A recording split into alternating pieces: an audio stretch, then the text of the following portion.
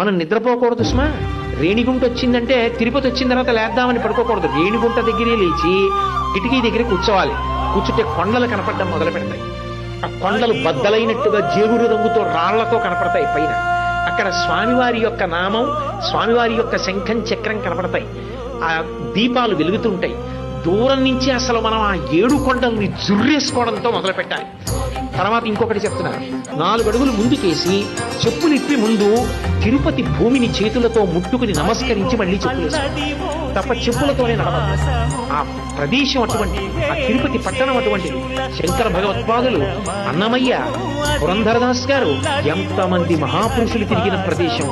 కాబట్టి ఒక్కసారి మనం కాళ్లతో తొక్కే ముందు, చెప్పులతో తొక్కకుండా పాదములతో స్పృశించే ముందు ఇంతకన్నా దిక్కు లేదని చేతులతో ముట్టుకుని నమస్కరించి చెప్పులు వేసుకుందాం.